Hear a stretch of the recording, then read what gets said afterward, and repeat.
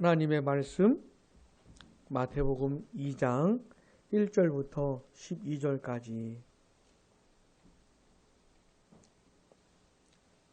집사님.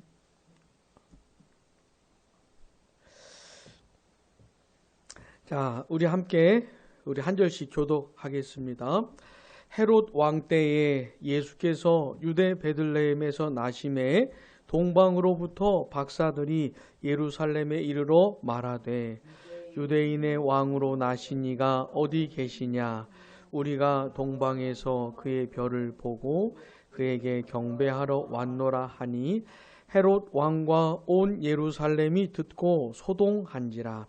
왕이 모든 대제사장과 백성의 서기관들을 모아 그리스도가 어디서 나겠느냐 물으니 이르되 유대 베들레헴이오니 이는 선지자로 이렇게 기록된 바 또 유대 땅 베들레헴아 너는 유대 고을 중에서 가장 작지 아니하도다.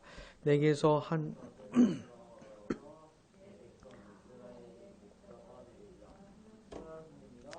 이에 헤롯이 가만히 박사들을 불러 별이 나타난 때를 자세히 묻고 베들레헴으로 보내며 이르되 가서 아기에 대하여 자세히 알아보고 찾거든 내게 고하여 나도 가서 그에게 경배하게 하라. 박사들이 왕의 말을 듣고 갈새 동방에서 보던 그 별이 문득 앞서 인도하여 가다가 아기 있는 곳 위에 머물러 서 있는지라. 그들이 별을 보고 매우 크게 기뻐하더라. 집에 들어가 아기와 그의 어머니 마리아가 함께 있는 것을 보고 엎드려 아기께 경배하고 보배함을 열어 황금과 유향과 모략을 예물로 드리니라. 그들은 꿈에 헤롯에게로 돌아가지 말라 지시하심을 받아 다른 길로 고국에 돌아가니라. 아멘. 예수님이 태어나셨습니다. 예수님이 이 세상에 오셨습니다. 그런데 전무후무한 방식으로 오셨어요. 전례가 없는, 앞으로도 없을, 영원히 없을 그런 방식으로 오셨습니다. 어떻게 해요? 성령으로 잉태되어 처녀에게서 태어나셨지요. 자, 예수님은 자기 백성을 구원하러, 죄로부터 구원하러 오신 구원자이신데 어떻게 구원을 하셨냐면 자기 자신이 제물이 되셔서 자기 자신이 제물이 되셔서 대신 죽는 방식으로 구원하셨는데 예수님이 이렇게 태어나시면서 완벽한 제물 조건을 갖추신 거예요. 흠 없고 순전한 제물이 되실 수가 있었던 겁니다. 죄 없는 사람으로 태어나시게 되어가지고 그렇게 제물이 되실 수가 있었던 거예요. 그래서 중요한 겁니다. 이 사실이. 아무리 세상 사람들이 그리고 심지어 예수를 믿는다고 하는 사람들조차 아니 어떻게 성령으로 잉태되어 처녀에게서 태어나는 게 말이 되느냐. 아무리 이렇게 주장을 한다 할지라도 그래도 이걸 바꿀 수가 없어요. 이게 사실이고 이 사실이 갖고 있는 의미가 너무너무 중요하기 때문에 이게 무너지면 다 무너지는 것이기 때문에 누가 뭐라 해도 뭐 어쩔 수가 없어요. 이걸 주장하고 말할 수밖에 없어요. 사랑하는 여러분, 예수님께서 이 세상에 어떻게 오셨는지를 잊지 마십시오. 따라해 봅시다. 성령으로 잉태되어 처녀에게서 태어나셨다. 잊지 마셔요. 자, 우리 예수님은 죄 없는 사람으로 오셨지만 단순한 사람은 아니었어요. 사람만이 아니었지요. 우리 예수님의 또 다른 이름이 뭐라 그랬습니까? 임마누엘. 우리와 함께 하시는 하나님이셨어요. 자기 백성들을 버리지 않으시고 그들을 구원하시고 돌보아 주시고 함께 하시는 그런 하나님으로 오신 거예요. 자, 그러니까 우리 예수님은 사람이실 뿐만 아니라 어떻게 해요? 하나님이신 분이죠. 자, 우리 친구들, 목사님 질문 하나 할게요. 예수님은 인성과 신성을 함께 갖고 계신 분인데, 그렇다면 생각나는 게 있어요? 예수님이 신성과 인성을 동시에 갖고 계신 분이다 라고 할 때 생각나는 말이 있다면 세 글자.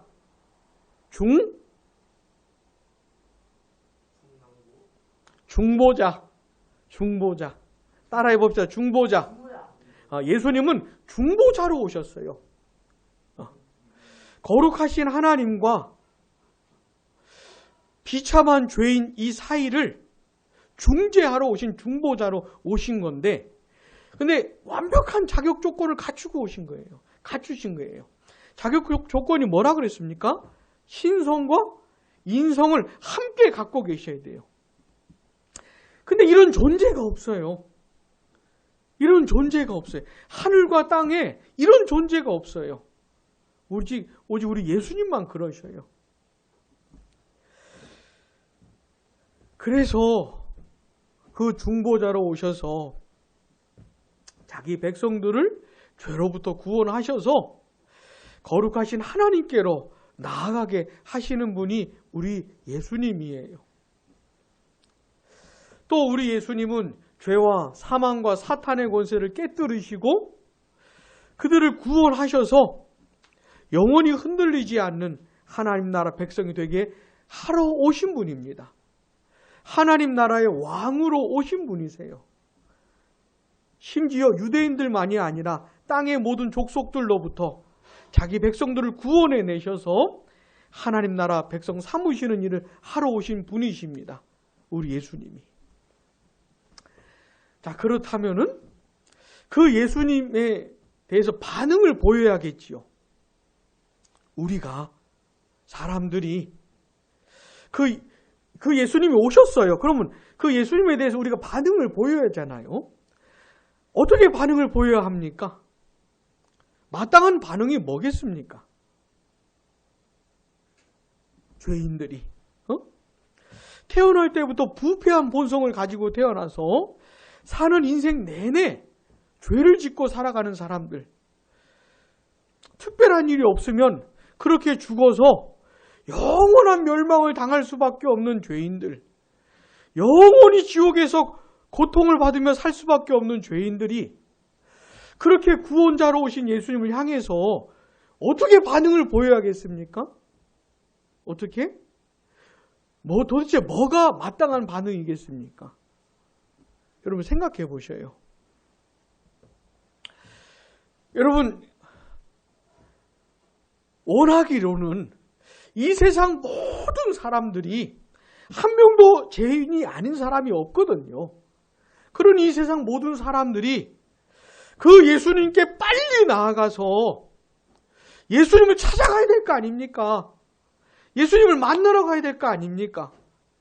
그래서 예수님께 나아가서 날 좀 구원해 주시라고, 나도 구원해 주셔서 나도 하나님 나라 백성이 되게 해 주시라고,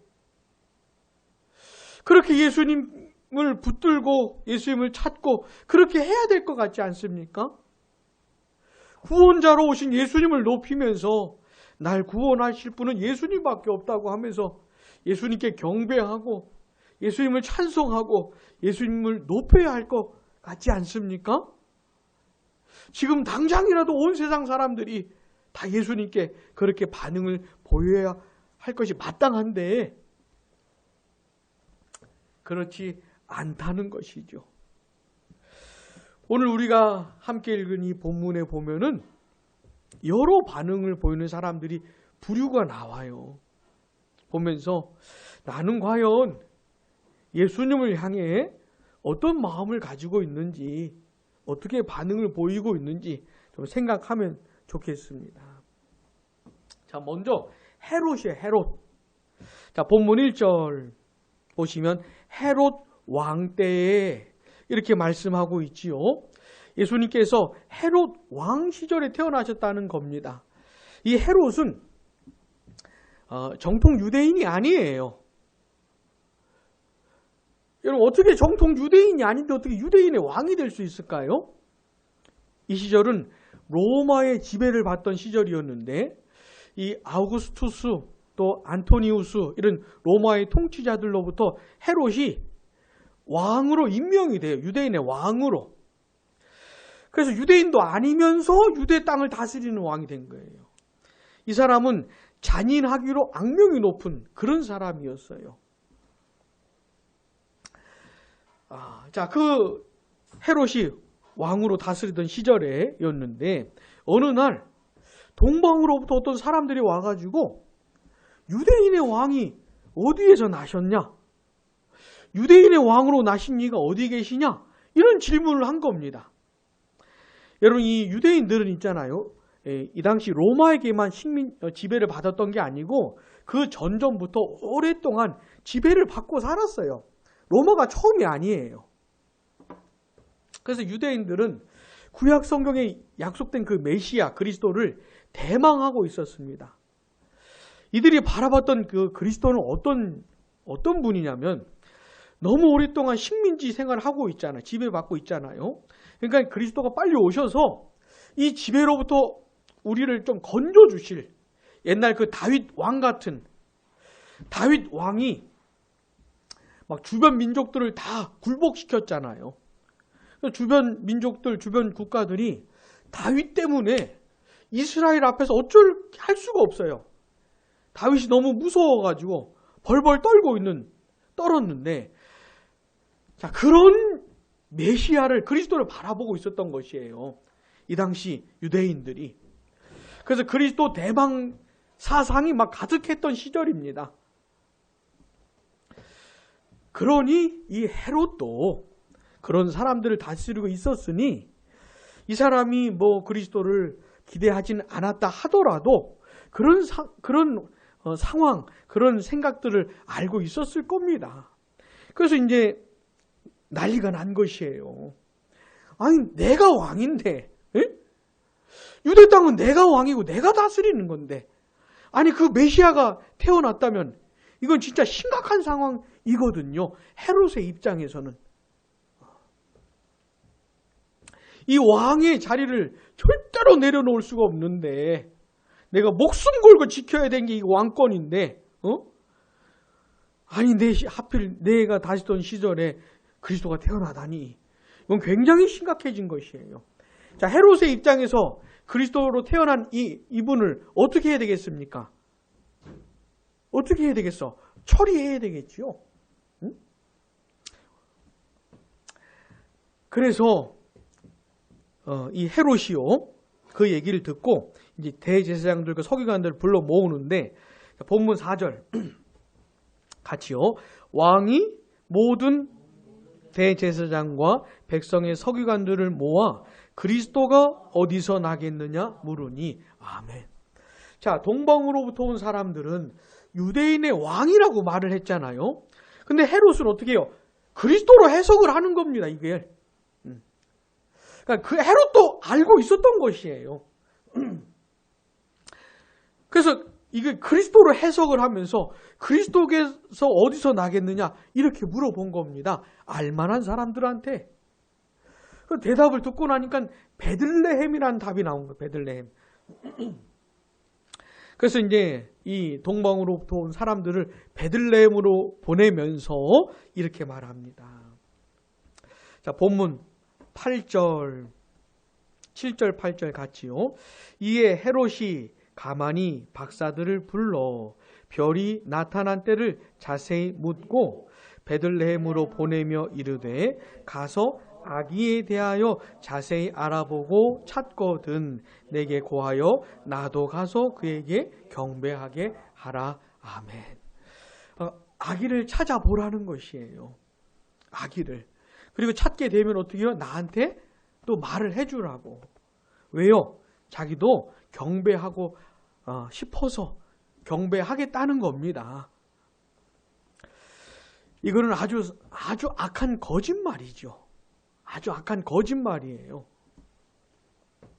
만약에 이 동방으로부터 온 사람들이 하나님께서 주시는 가르침이 없었다면은 헤롯에게 말했을 것이고 무슨 일이 벌어졌을지.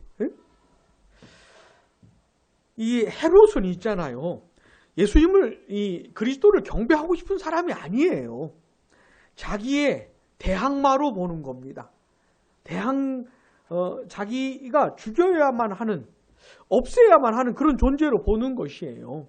그래서 그리스도로 태어난 이분을 죽이려고 이런 거짓말을 지금 하고 있는 겁니다. 여러분, 헤롯은 어떤 사람이었습니까? 예수님을 미워하고 싫어하고 공격하고 대적하고 심지어 어떻게 죽이려고 했던 사람이 이 헤롯이었어요. 오늘 본문에 처음 등장하는 사람이고, 또 다른 사람들이 나오는데 대제사장과 백성의 서기관들이 나옵니다. 여기 본문 4절에 대제사장과 백성의 서기관들이 나오는데, 이 대제사장들이 하는 역할 중에 하나가 뭐냐면 말씀을 가르치는 일이에요. 말씀을 가르치는 일. 그리고 서기관들은 율법을 연구하는 사람들이에요.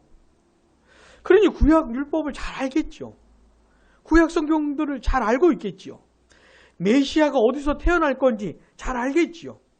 그래서 헤롯 왕이 물어보니까 바로 대답을 하는 겁니다. 이들에겐 전혀 어려운 문제가 아니에요. 자, 본문 5절. 왕이 이들에게 물어봤을 때 대답을 하는 겁니다. 본문 5절, 6절 같이요.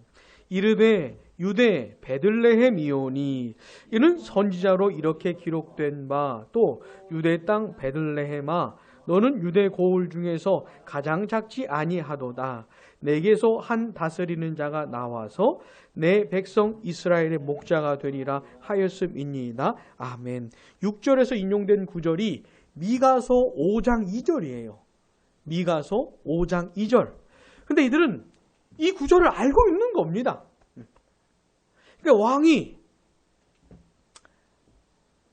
그리스도가 어디서 나겠느냐 물어봤을 때 즉각 대답을 해준 것이에요. 유대 베들레헴이라고.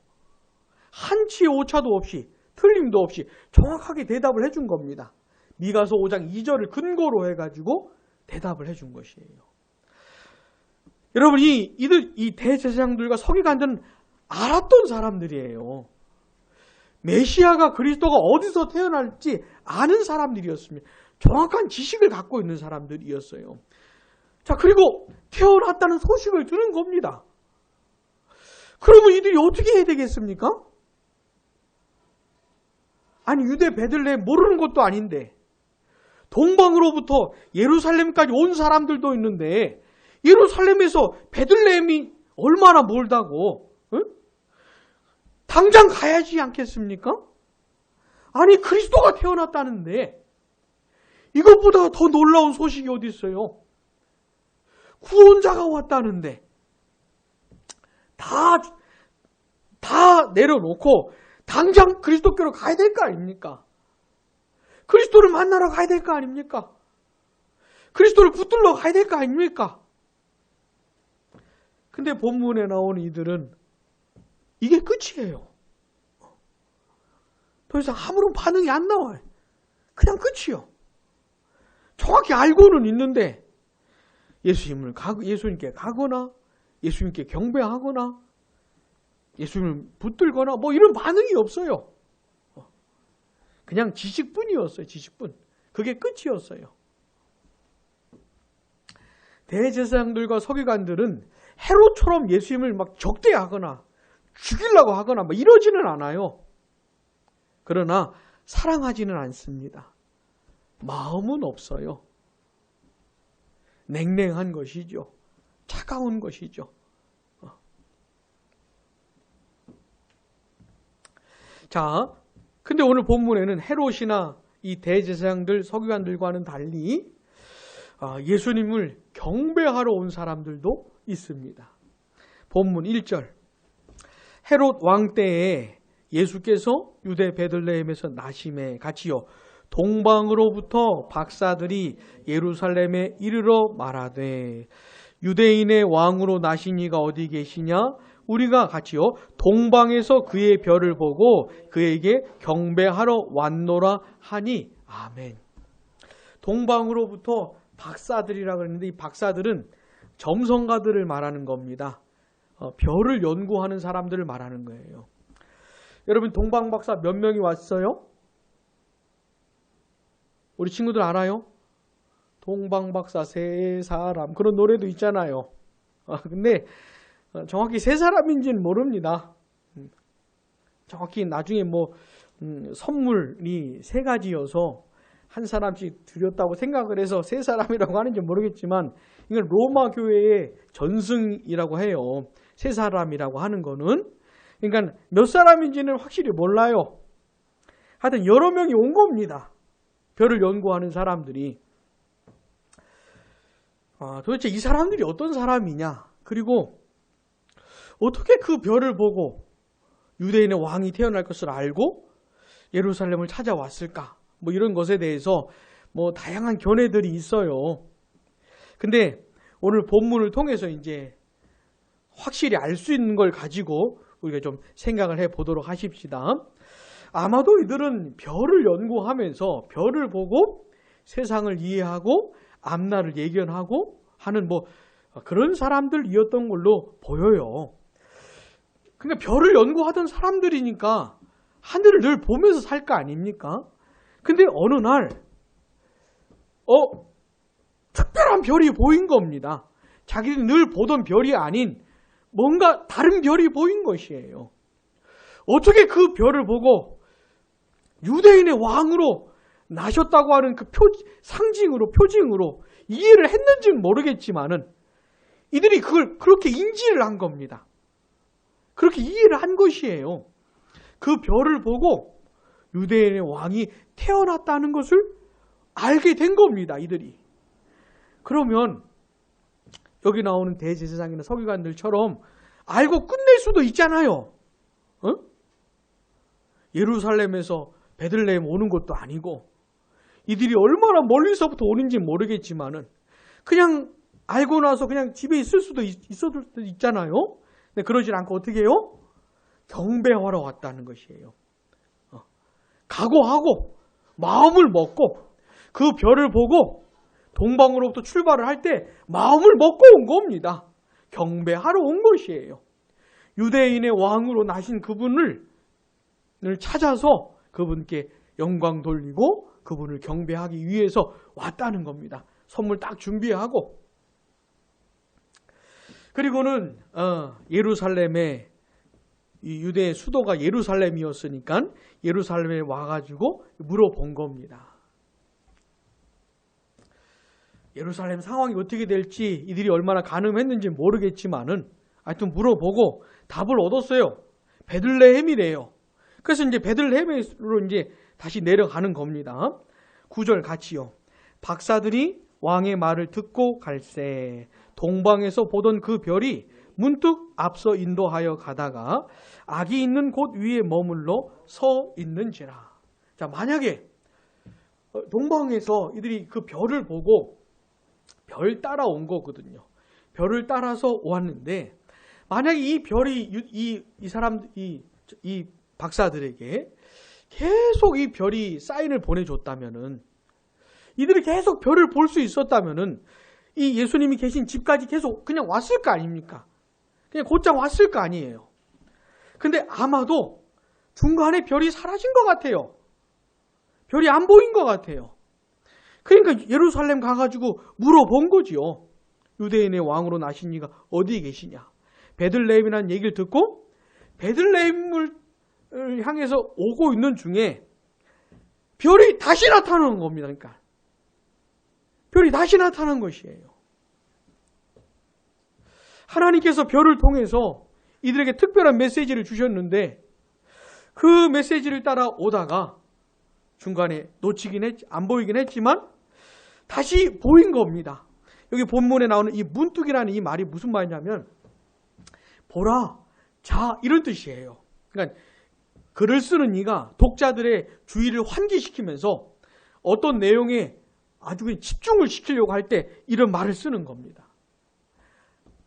안 보이던 별이 다시 나타난 것이에요. 그래서 이 별을 따라서 동방박사들이 예수님이 있는 그 집까지 온 겁니다. 놀랍게도 그 집 위에 별이 머물러 있었다는 것이에요. 이들을 예수님께로 인도하는 그 역할을 아주 너무너무 잘 감당한 것이죠. 그런데 그 별을 보고 본문 10절 같이요. 그들이 별을 보고 매우 크게 기뻐하더라. 아멘. 너무너무 기쁜 거예요. 이 사람들이. 그 별을 보고 동방에서 봤던 그 별 때문에 여기까지 왔는데 그 별이 다시 나타나서 자기를 인도하고 있는 그 별을 보면서 너무너무 기뻐하고 있는 거예요. 왜 기뻐했겠습니까? 유대인의 왕으로 나신 분을 만날 수 있겠구나. 유대인의 왕으로 나신 분을 뵐 수 있고 그분께 경배할 수 있겠구나. 그래서 너무너무 기뻤던 것이에요. 예수님 때문에 무지무지한 기쁨, 엄청난 기쁨을 맛보고 있는 겁니다. 이 사람들이. 그래서 그 집에 들어가서 본문 11절 같이요. 집에 들어가 아기와 그의 어머니 마리아가 함께 있는 것을 보고 엎드려 아기께 경배하고 보배합을 열어 황금과 유향과 모략을 예물로 드리니라. 아멘. 이렇게 예물로 드리면서 우리 예수님을 경배하는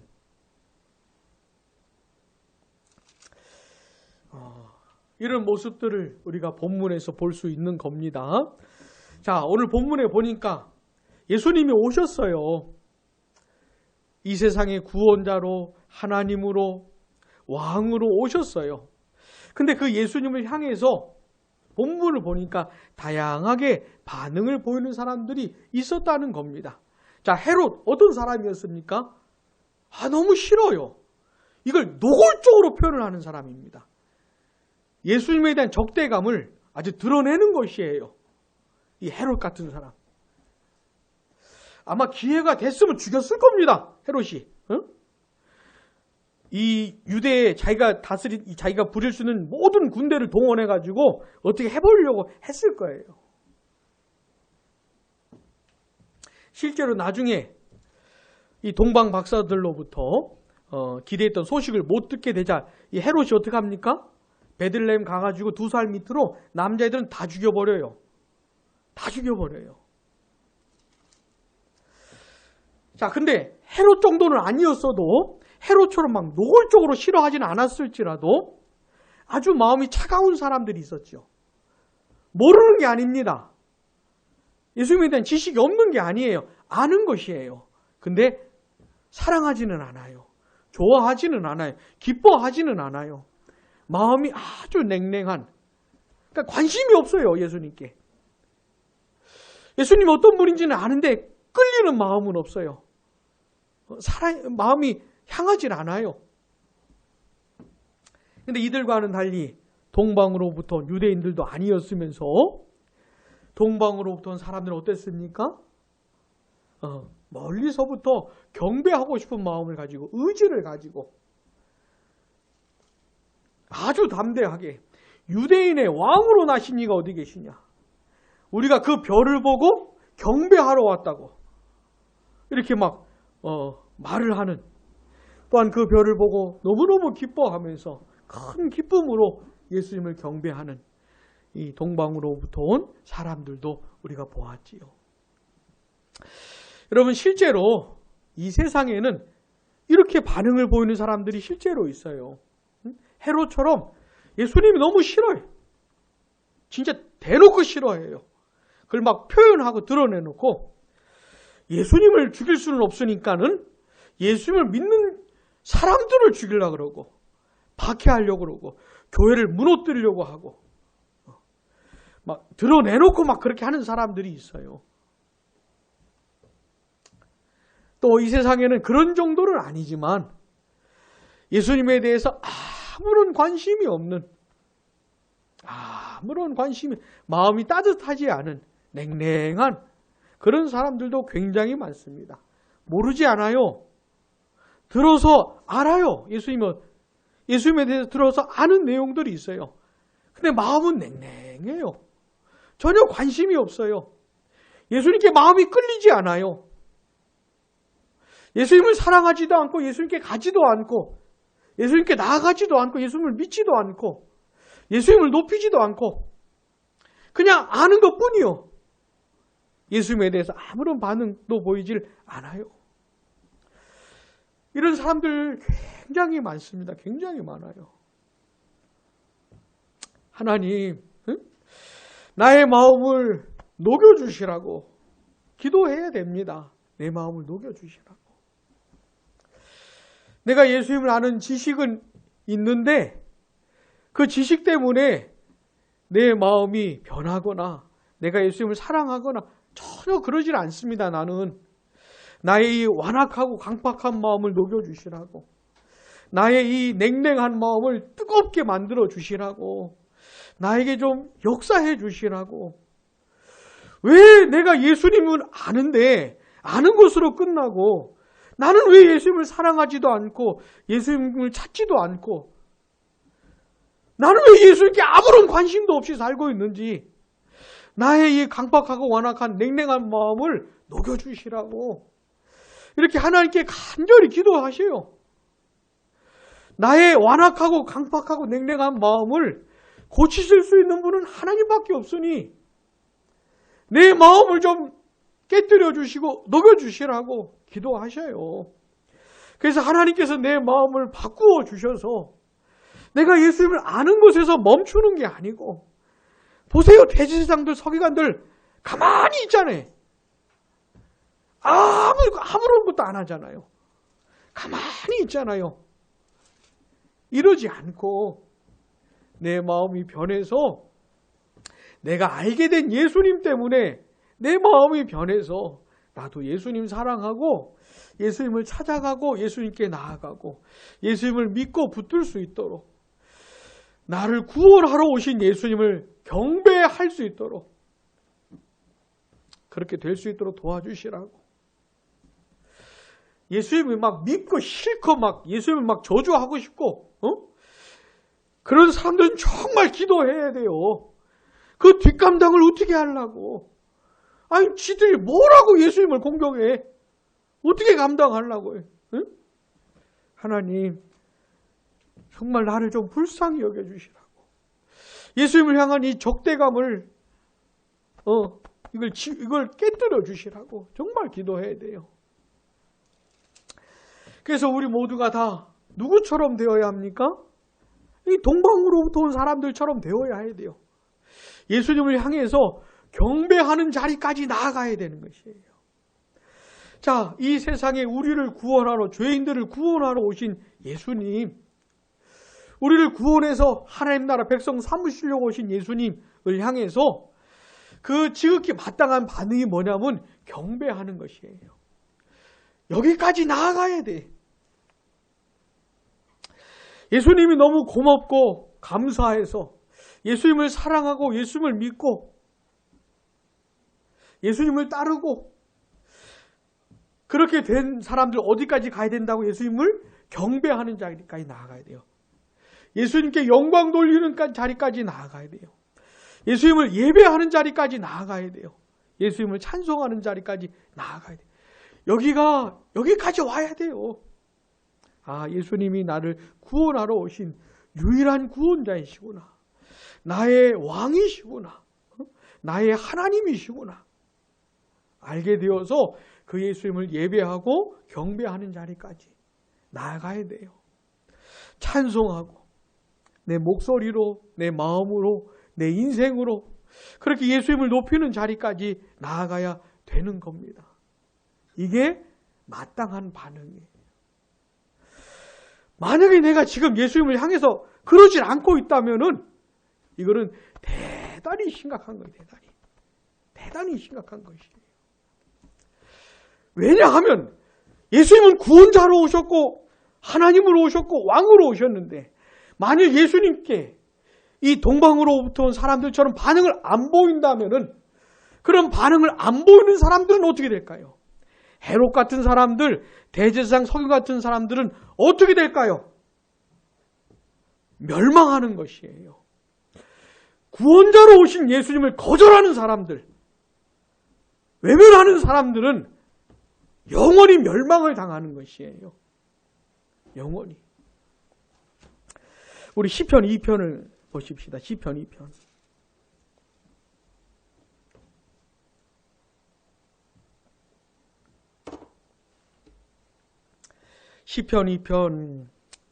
시편 2편의 내용이 뭐냐면 신약식으로 하자면 하나님과 그리스도 예수 이야기예요. 하나님께서 예수님을 그리스도로 세웠다 이런 말이에요. 온 세상을 다스리실 왕으로 세우셨다 이런 말입니다. 하나님의 아들을, 그 아들에 대해서 시편 2편 12절 같이요. 그의 아들에게 입맞추라. 그렇지 아니하면 진노하심으로 너희가 길에서 망하리니 그의 진노가 급하심이라. 여호와께 피하는 모든 사람은 다 복이 있도다. 아멘. 마태복음 2장에서 봤던 동방으로부터 온 사람들이 예수님께 경배했다는 것을 시편 2편식으로 말하자면 예수님께 입맞춘 것이에요. 입맞춘 것이에요. 그의 아들에게 입맞추라. 구원자로 왕으로 하나님으로 오신 예수님께 경배하라 이런 말이에요. 따라해 보십시다. 그의 아들에게 입맞추라. 우리 마음에, 여러분 마음에 새기세요. 그의 아들에게 입맞추라. 하나님이 그리스도로 보내신 자에게 입맞추라. 그리스도로 오신 예수님께 경배하라. 그분을 높여라. 그분을 인정하라. 그분께 영광 돌려라. 예수님이 그리스도이십니다. 예수님이 나의 왕이시고 나의 하나님이십니다. 라는 반응을 보이라는 것이에요. 만약에 그렇게 안 하면 어떻게 한다는 거예요? 진노하심으로 너희가 길에서 망할 것이라는 거예요. 망할 것이라는 겁니다. 하나님의 진노가 임할 것이에요. 영원히 멸망당할 것입니다. 영원토록 지옥에서 영원토록 고통을 받으며 살 것이에요. 1초도 쉼없이 끊임없이 고통을 당하는데 단 1초도 쉼없이 고통이 연속이 되는데 단 1초도 쉼없이 계속되는 고통이 그 고통을 영원토록 당하면서 살게 될 겁니다. 영원한 멸망이라고 하니까 내 존재 자체가 그냥 없어지나 보다 그런 게 아니에요. 차라리 날 겁니다. 그러면 내 존재 자체가 그냥 사라지면 고통도 못 느낄 거 아닙니까? 그럼 차라리 낫지요. 근데 영원히 멸망당하는 건 그런 게 아니고 살아있는 산채로 내 이 육체 안에 영혼이 있는 채로 산채로 고통이라는 고통을 다 느낄 수 있는 그 상태로 지옥에서 영원토록 사는 것이에요. 그러니 그의 아들에게 입맞춰야지요. 그의 아들에게 입맞춰야지요. 그리스도로 오신 예수님께 경배해야지요. 그분을 인정하고 그분을 높이고 그분을 사랑하고 그분께 영광 돌려야지요. 사랑하는 여러분, 그리스도로 오신 예수님께 입맞추시길 바랍니다. 경배하시고 영광 돌리시기 바라요. 거기까지 꼭 가시기 바랍니다. 하나님, 내가 그러지 못하고 있는데 나에게 역사해 주셔서 내 마음을 변화시켜 주셔서 예수님께 입맞추는 사람이 되게 해 주시라고. 그래서 그런 멸망이 아니라 하나님께 피하는, 여호와께 피하는 모든 사람은 다 복이 있다고 하셨는데 그리스도에게 입맞추는 자들에게 주신 그 복을 나도 받아 누릴 수 있도록 은혜를 베풀어 달라고. 그렇게 하면서 기도하면서 우리 모두가 다 그의 아들에게 입맞추는 동방으로부터 온 사람들처럼 그리스도로 오신 예수님께 경배하게 되는 우리가 되기를 바랍니다. 기도하겠습니다.